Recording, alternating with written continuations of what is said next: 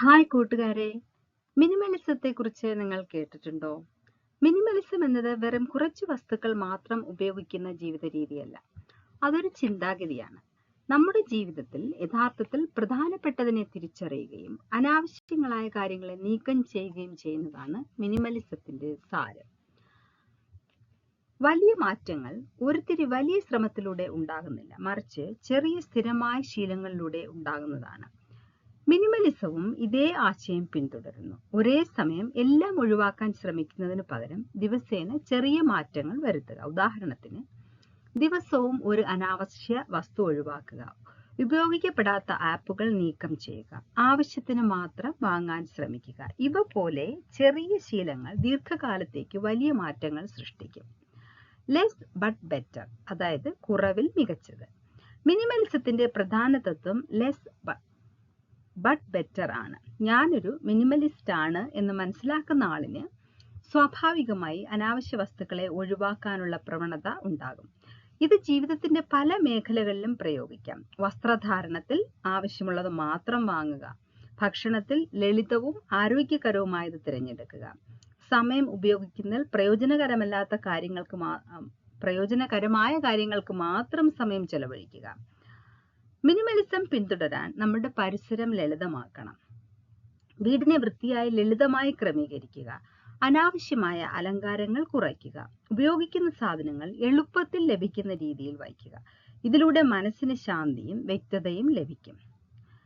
അധികമായ വസ്തുക്കളും തിരഞ്ഞെടുപ്പുകളും നമ്മെ മാനസികമായി ക്ഷീണിപ്പിക്കുന്നു. മിനിമലിസം ഈ പ്രശ്നത്തിന് ഒരു പരിഹാരമാണ്. കുറച്ച് തിരഞ്ഞെടുപ്പുകൾ ഉള്ളപ്പോൾ കൂടുതൽ പ്രാധാന്യമുള്ള കാര്യങ്ങളിൽ ശ്രദ്ധ കേന്ദ്രീകരിക്കുവാൻ കഴിയും. അനാവശ്യമായ ഡിസ്ട്രാക്ഷൻസ് നീക്കം ചെയ്യുക, ഫോക്കസ് വർദ്ധിപ്പിക്കുക, നമ്മുടെ ഐഡന്റിറ്റി അടിസ്ഥാനമാക്കിയുള്ള മാറ്റം വരുത്തുക. അതായത്, ഞാൻ കുറവിൽ സന്തോഷിക്കുന്ന വ്യക്തിയാണ്, എനിക്ക് ആവശ്യമായത് മാത്രം മതിയെന്ന് ഞാൻ വിശ്വസിക്കുന്നു. ഈ ചിന്താഗതിയാണ് സ്ഥിരമായ മാറ്റത്തിന് അടിസ്ഥാനം. മിനിമലിസം വെറും വസ്തുക്കളെ കുറയ്ക്കൽ മാത്രമല്ല, അത് മാനസിക സ്വാതന്ത്ര്യവും നൽകുന്നു. കൂടുതൽ വസ്തുക്കൾ സമം കൂടുതൽ ചിന്തകളും ആശങ്കകളും. പക്ഷെ കുറവുള്ള ജീവിതം കൂടുതൽ ശാന്തതയും സന്തോഷവും നൽകുന്നു. ഇത് ആരംഭിക്കാൻ ചില ലളിതമായ മാർഗങ്ങളുണ്ട്. ഒരു ചെറിയ സ്ഥലത്ത് നിന്ന് തുടങ്ങുക. ഉദാഹരണത്തിന്, ഒരു മേശ അടുക്കുക, ഒരു അലമാര അടുക്കുക. 30 ദിവസത്തെ ഡീക്ലട്ടർ ചലഞ്ച് പരീക്ഷിക്കുക. ഒരു 30 ദിവസം നമുക്ക് മിനിമലിസം ചെയ്യാൻ പറ്റുമോ എന്ന് പരീക്ഷിക്കുക. ഒരു പുതിയ വസ്തു വാങ്ങുമ്പോൾ ഒരു പഴയ വസ്തു ഒഴിവാക്കുക. ഡിജിറ്റൽ മിനിമലിസം പിന്തുടരുക, അതായത് സോഷ്യൽ മീഡിയ ഉപയോഗം നിയന്ത്രിക്കുക. മിനിമലിസ്റ്റ് ജീവിതശൈലി സ്വീകരിക്കുന്നതിലൂടെ ലഭിക്കുന്ന പ്രധാന ഗുണങ്ങൾ താഴെ പറയുന്നവയാണ്. കുറച്ച് പണം ചെലവഴിക്കാം. ആവശ്യമായ വസ്തുക്കളിലും സേവനങ്ങളിലും മാത്രം ശ്രദ്ധ കേന്ദ്രീകരിക്കുന്നതിലൂടെ അനാവശ്യമായ ചെലവുകൾ കുറയ്ക്കാം. കൈവശമുള്ള വസ്തുക്കളെ വിലമതിക്കുന്നതിലൂടെ പരിപാലന ചെലവും കുറയുന്നു. ഉപഭോക്തൃ വസ്തുക്കളോടുള്ള അമിതമായ ആഗ്രഹങ്ങളിൽ നിന്ന് മോചിതരാകാനും ഇതിലൂടെ സാധിക്കും. രണ്ടാമതായി, ജീവിതത്തിൽ സമ്മർദ്ദം കുറയുന്നു, സ്ട്രെസ് കുറയുന്നു. അനാവശ്യ വസ്തുക്കൾ കുറയ്ക്കുമ്പോൾ ചുറ്റുപാടിലെ അലങ്കോലവും കുറയുന്നു. വൃത്തിയുള്ളതും ക്രമപ്പെടുത്തിയതുമായ അന്തരീക്ഷം മനസ്സിന് ശാന്തത നൽകുകയും ശ്രദ്ധ കേന്ദ്രീകരിക്കാൻ സഹായിക്കുകയും ചെയ്യുന്നു. അലങ്കോലമായ അന്തരീക്ഷം ദിവസേനയുള്ള ഒരു ശ്രദ്ധ തിരിച്ചുവിടലായി മാറാം.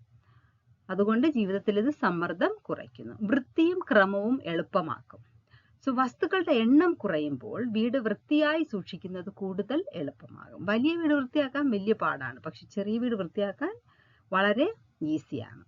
ആവശ്യമില്ലാത്ത വസ്തുക്കൾ ഒഴിവാക്കുന്നതിലൂടെ ഇടം കൂടുതൽ ക്രമീകരിക്കപ്പെടുകയും വൃത്തിയാക്കുന്നതിനായി പാഴാക്കുന്ന സമയം കുറയുകയും ചെയ്യുന്നു.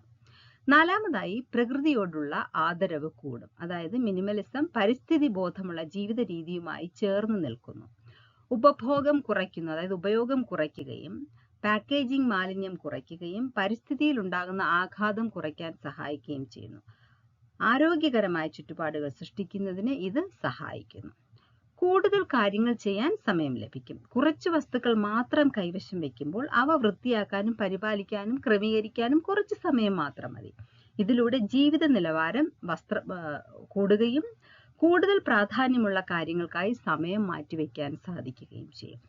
എണ്ണത്തേക്കാൾ ഗുണനിലവാരത്തിനാണ് പ്രാധാന്യം. കൂടുതൽ വസ്തുക്കൾ വാങ്ങുന്നതിന് പകരം കുറച്ച് എന്നാൽ മികച്ച ഗുണനിലവാരമുള്ള വസ്തുക്കൾ തിരഞ്ഞെടുക്കാൻ മിനിമലിസം പ്രോത്സാഹിപ്പിക്കുന്നു. ഇതിലൂടെ ജീവിത നിലവാരവും വസ്ത്രധാരണത്തിലെ ഗുണനിലവാരവും മെച്ചപ്പെടുത്താൻ കഴിയും. ഓരോ പ്രാവശ്യവും ഷോപ്പിങ്ങിന് പോകുമ്പം ഒരു ചെറിയ സാരി ഇത് വില കുറഞ്ഞ സാരിയാണ് മേടിക്കാം എന്ന് പറഞ്ഞ് മേടിച്ചാൽ അത് മിനിമലിസം അല്ല. ആവശ്യമായ വസ്തുക്കൾ എളുപ്പത്തിൽ കണ്ടെത്താൻ മിനിമലിസം സഹായിക്കും. കാരണം കുറച്ച് വസ്തുക്കളല്ലേ വീട്ടിലുള്ളൂ. വസ്തുക്കൾ ക്രമപ്പെടുത്തി സൂക്ഷിക്കുന്നതിനാൽ അവ ആവശ്യമുള്ളപ്പോൾ എളുപ്പത്തിൽ കണ്ടെത്താൻ സാധിക്കും. സാധനങ്ങൾ തിരഞ്ഞു നടക്കാൻ ചെലവഴിക്കുന്ന സമയം ഇതിലൂടെ കുറയ്ക്കാം. ഭാവിയിലെ അലങ്കോലം കുറയ്ക്കാം. വസ്തുക്കളുടെ എണ്ണം ഇപ്പോഴേ കുറച്ചു വയ്ക്കുന്നത് ഭാവിയിൽ അവ ക്രമപ്പെടുത്തേണ്ട സാഹചര്യം ലളിതമാക്കുന്നു. പ്രത്യേകിച്ച് ഒരാളുടെ മരണശേഷം കുടുംബാംഗങ്ങൾക്ക് അവശേഷിക്കുന്ന വസ്തുക്കൾ കൈകാര്യം ചെയ്യേണ്ട ഭാരവും കുറയ്ക്കാൻ ഇത് സഹായിക്കും. ചുരുക്കത്തിൽ ഒരു മിനിമലിസ്റ്റ് ജീവിത ശൈലി കുറഞ്ഞ ചെലവ്, കുറഞ്ഞ സമ്മർദ്ദം, കൂടുതൽ വൃത്തി, പരിസ്ഥിതിയോടുള്ള ഉത്തരവാദിത്വം, കൂടുതൽ സമയം, മികച്ച ഗുണനിലവാരം, എളുപ്പത്തിലുള്ള ക്രമീകരണം എന്നിവയ്ക്ക് സഹായകമാകുന്നു. ഇതിന് ചില പ്രായോഗിക മാർഗങ്ങളുണ്ട്. ഒന്ന്, ചുമരിലെ സ്ഥലം പരമാവധി ഉപയോഗപ്പെടുത്തുക. പാത്രങ്ങൾ, കാപ്പി കപ്പുകൾ തുടങ്ങിയവ സൂക്ഷിക്കാൻ ചുമരുകളിൽ ഷെൽഫുകൾ സ്ഥാപിക്കുക. ഇങ്ങനെ ചെയ്യുന്നതിലൂടെ അലമാരകളിലെ തിരക്ക് കുറയ്ക്കാനും ലഭ്യമായ സ്ഥലം കൂടുതൽ ഫലപ്രദമായി ഉപയോഗിക്കാനും കഴിയും. രണ്ടാമതായി, ഡ്രോയറുകൾ വിഭാഗങ്ങളായി ക്രമീകരിക്കുക. ഒരു ഡ്രോയറിനെ ഒരു 2-3 വിഭാഗങ്ങളായിട്ട് ക്രമീകരിച്ചാൽ ഡിവൈഡറുകൾ ഉപയോഗിച്ച് ഓരോ വസ്തുവിനും പ്രത്യേകം സ്ഥലം നിശ്ചയിക്കുക. ഇങ്ങനെ ക്രമീകരിക്കുന്നത് സാധനങ്ങൾ ക്രമരഹിതമായി കൂട്ടിവെക്കുന്ന ശീലം ഒഴിവാക്കാൻ സഹായിക്കും. പേപ്പറുകൾക്കായി ചലിപ്പിക്കുന്ന ഒരു ചെറിയ കാർട്ട് ഉണ്ടാക്കുക. പേപ്പർ രേഖകൾ ഒരിടത്ത് ക്രമീകരിച്ചാൽ സൂക്ഷിക്കാൻ ചക്രങ്ങളുള്ള ഒരു ചെറിയ കാർട്ട് ഉപയോഗിക്കാം. ഇതിലൂടെ രേഖകൾ എളുപ്പത്തിൽ കണ്ടെത്താനും കൈകാര്യം ചെയ്യാനും സാധിക്കും. എന്നാൽ ആ കാർട്ട് തന്നെ മറ്റൊരു അലങ്കോലത്തിന്റെ കേന്ദ്രമായി മാറാതിരിക്കാൻ ശ്രദ്ധിക്കണം. അടുത്തതായിട്ട് 4 ബോക്സ് രീതി, 4 പെട്ടി രീതി. അതായത് വസ്തുക്കൾ ക്രമീകരിക്കാൻ 4 പെട്ടികളുള്ള ഒരു സംവിധാനം ഉപയോഗിക്കാം. ഒന്നിനകത്ത് സൂക്ഷിക്കുക, രണ്ടാമത്തേത് ദാനം ചെയ്യുക, മൂന്നാമത്തേത് സംഭരിക്കുക, സ്റ്റോർ ചെയ്യുക, നാലാമത്തേത് ഒഴിവാക്കുക. ഒരു സമയം ഒരു മുറിയിൽ മാത്രം ശ്രദ്ധ കേന്ദ്രീകരിച്ച് ഓരോ വസ്തുവും ഈ 4 വിഭാഗങ്ങളിൽ ഒന്നിൽ ഉൾപ്പെടുത്തുക. ദിവസവും ഒരു മാലിന്യ സഞ്ചി നിറയ്ക്കുക. ദിവസവും ഉപേക്ഷിക്കേണ്ട വസ്തുക്കൾ കണ്ടെത്തി ഒരു മാലിന്യ സഞ്ചി നിറയ്ക്കുക. ഇങ്ങനെ ക്രമേണ വീട്ടിലെ അനാവശ്യ വസ്തുക്കളുടെ എണ്ണം നമുക്ക് കുറയ്ക്കാനായിട്ട് സാധിക്കും. പിന്നീട് ഉപേക്ഷിക്കാവുന്ന വസ്തുക്കൾ കുറഞ്ഞാൽ ആവശ്യക്കാർക്ക് നൽകാവുന്നവ ദാനം ചെയ്യുന്നതിലേക്കായി മാറാം. ഇടയ്ക്ക് ഞാനൊരു വീഡിയോ കണ്ടു. ഒരു IAS ഓഫീസർ പറയുന്നുണ്ടായിരുന്നു, അവരൊരു സാരി മേടിച്ചിട്ട് 12 വർഷമായി അവർ ആക്റ്റീവ് മിനിമലിസ്റ്റ് ആണ് പ്രാക്ടീസ് ചെയ്യുന്നതെന്ന്. അപ്പൊ ഞാൻ പെട്ടെന്ന് ആലോചിച്ചു പോയി, ഞാനൊക്കെ ലുലുവിൽ എപ്പോഴും പോകുമ്പം ഒരു സാരി ഉറപ്പായിട്ട് മേടിക്കും. പക്ഷെ വില കുറഞ്ഞ സാരി ആയിരിക്കും, നാട്ടിലെക്കാളും ഇത് വില കുറവാണല്ലോ എന്ന് വിചാരിച്ച് അവിടെ നിന്ന് മേടിക്കും. പക്ഷെ അവരൊരു 12 വർഷമായി അവരൊരു സാരി മേടിച്ചിട്ട് അവർ പറയുവാനിടയായി. ശരിക്കും നമുക്കും ഇങ്ങനെയൊക്കെ പ്രാക്ടീസ് ചെയ്യാൻ പറ്റുന്നതേ ഉള്ളൂ. ആവശ്യത്തിന് മാത്രം ഉപയോഗിച്ചിട്ട് അനാവശ്യമായ സാധനങ്ങൾ വാങ്ങിക്കാതിരിക്കുക. പിന്നെ ദിവസവും 5 മിനിറ്റ് മാത്രം ചെറിയൊരു ക്രമീകരണ പ്രവർത്തനത്തിനായി മാറ്റിവെക്കുക. ഉദാഹരണത്തിന് ഒരു ഡ്രോയർ ക്രമപ്പെടുത്തുകയോ വീട്ടിലെ ഒരു പ്രത്യേക ഭാഗത്തെ അലങ്കോലം നീക്കുകയോ ചെയ്യാം. കൈവരിക്കുന്ന ചെറിയ പുരോഗതികൾ ശ്രദ്ധിക്കുകയും ആഘോഷിക്കുകയും ചെയ്യുന്നത് പ്രചോദനം നൽകാൻ സഹായിക്കും. 7 ദിവസത്തെ നിയമം. ആവശ്യത്തിന്റെ അടിസ്ഥാനത്തിൽ ഉടൻ വാങ്ങുന്ന ശീലം ഒഴിവാക്കാൻ ഒരു വസ്തു വാങ്ങുന്നതിന് മുമ്പ് 7 ദിവസം കാത്തിരിക്കുക. ആ സമയത്തിന് ശേഷവും അത് ശരിക്കും ആവശ്യമാണെന്ന് തോന്നുന്നുണ്ടെങ്കിൽ മാത്രം വാങ്ങുന്നതിനെ കുറിച്ച് ചിന്തിക്കുക.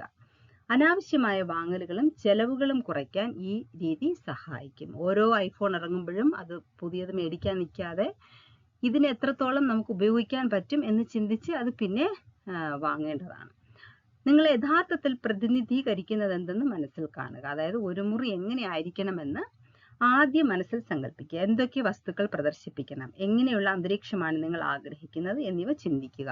നിങ്ങളുടെ വ്യക്തിപരമായ മൂല്യങ്ങളുമായി പൊരുത്തപ്പെടുന്ന രീതിയിൽ മുറി ക്രമീകരിക്കുക.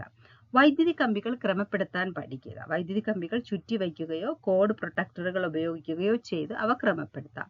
ഇതിലൂടെ കാഴ്ചയിലെ അലങ്കോലം കുറയ്ക്കാനും മുറി കൂടുതൽ വൃത്തിയായി സൂക്ഷിക്കാനും കഴിയും. 1 മാസത്തെ നിയമം. വസ്ത്രങ്ങൾ, സബ്സ്ക്രിപ്ഷനുകൾ തുടങ്ങിയ കഴിഞ്ഞ 1 മാസമായി ഉപയോഗിക്കാത്ത കാര്യങ്ങൾ ഇടയ്ക്കിടെ പരിശോധിക്കുക. ഇനി പ്രയോജനമില്ലാത്തവ ദാനം ചെയ്യുകയോ റദ്ദാക്കുകയോ ചെയ്യുക. അപ്പൊ ഞാൻ ഒന്നുകൂടെ പറയാം. പ്രാക്ടിക്കാലിറ്റി എന്തൊക്കെയാണ്? ചുമരിലെ സ്ഥലം പരമാവധി ഉപയോഗിക്കുക, ഒന്നാമത്തേത്. രണ്ടാമത്തേത്, ഡ്രോയറുകൾ വിഭാഗങ്ങളായി ക്രമീകരിക്കുക.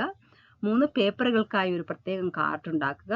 4-മത്തേത് ഒരു 4 പെട്ടി രീതി ക്രമീകരിക്കുക. അതായത് 1 സൂക്ഷിക്കാനും ദാനം ചെയ്യാനും സംഭരിക്കാനും ഒഴിവാക്കാനും. എന്നിട്ട് ഒരു റൂം വെച്ച് തുടങ്ങുക. ദിവസവും ഒരു മാലിന്യ സഞ്ചി നിറച്ച് വെളിയിൽ കളയുക. ദിവസവും 5 മിനിറ്റ് എന്ത് ചെയ്യുക, ചെറിയൊരു ക്രമീകരണ പ്രവർത്തനത്തിനായി മാറ്റിവെക്കുക. 7 ദിവസത്തെ നിയമം നമ്മൾ പറഞ്ഞു. ഒരു സാധനം വാങ്ങുന്നതിന് മുമ്പ് 7 ദിവസം വെയിറ്റ് ചെയ്യുക. പിന്നെയും വേണമെന്ന് തോന്നിയ വാങ്ങുക. പിന്നെ നിങ്ങൾ യഥാർത്ഥത്തിൽ പ്രതിനിധീകരിക്കുന്നത് എന്താണെന്ന് മനസ്സിൽ കാണുക. ഒരു മുറി എങ്ങനെയാണ് നമ്മൾ ക്രമീകരിക്കാൻ പോകുന്നത്. അലങ്കോലപ്പെട്ട് ഒത്തിരി സാധനങ്ങൾ വാരി വലിച്ചിടാൻ പോകണം. വളരെ സിമ്പിളായിട്ട് ഒരു കട്ടിൽ, ഒരു ടേബിൾ, ഒരു മേശ, ഒരു കസേര, അങ്ങനെ ഒരു ടേബിൾ ലാമ്പ്, അത്രയൊക്കെ ഉള്ളോ അത് നമ്മൾ നോക്കണം.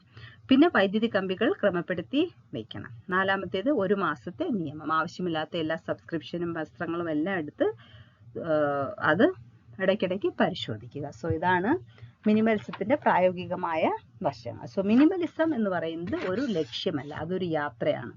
വലിയ മാറ്റങ്ങൾ ചെറിയ ശീലങ്ങളിൽ നിന്നാണ് ആരംഭിക്കുന്നത്. അതുപോലെ മിനിമലിസവും ചെറിയ ചുവടുകളിലൂടെ ജീവിതത്തെ ലളിതവും അർത്ഥവത്വമാക്കുന്നു. അവസാനമായി പറയേണ്ടത്, കുറയ്ക്കുന്നത് നഷ്ടമല്ല, നമ്മെ യഥാർത്ഥത്തിൽ പ്രധാനപ്പെട്ടതിലേക്ക് എത്തിക്കുന്ന ഒരു വഴിയാണ് മിനിമലിസം.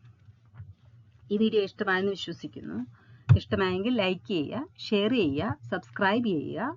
മറ്റൊരു വീഡിയോയുമായി വീണ്ടും കാണുമ്പോഴേക്കും ബൈ.